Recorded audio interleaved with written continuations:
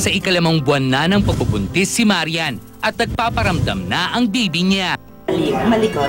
Oo, sabi ko nga manang-mana siya sa akin. Kasi itong week na ito, ang OA, sabi ko nga sa OB ko, doktora, okay lang po ba ako? Sabi niya, bakit? Para po may kumikitip, gumagalaw yun. Yun na pala yun.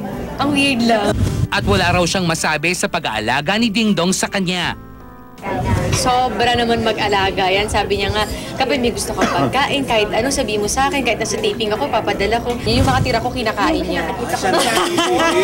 Siguro, 1 o 2 buwan ako buntis. Sabi ko, huwag kang makikishare sa akin kasi antukin ka daw. Kung dito to yung pamahin, ayun, ending, mga 5 minutes siguro tulog siya palagi. Alam na pala nila kung ano ang gender ng baby at naghihintay na lang ng tamang timing to announce. Soon, isasabihin naman namin, tuwang-tuwa siya, kaloka.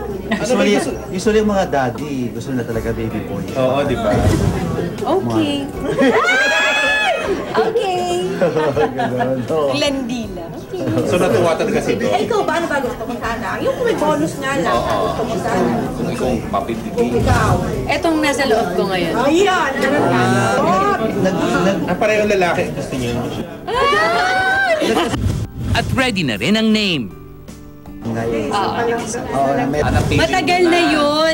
Actually, yung nalaman ko na nabuntis ako, parang 1 month pa lang yata.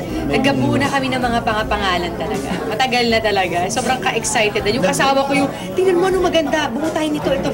Kasi ko, Dad, pwede bang palaking ko muna ng konti? Siya talagang excited talaga. Ang listahan ng mga ninong at ninang. Yun ang hindi pa namin napag-usapan. Ay naku, napakadaming kaibigan ng asawa ko. Malamang sa batalyon na naman ang ninong at ninang nito.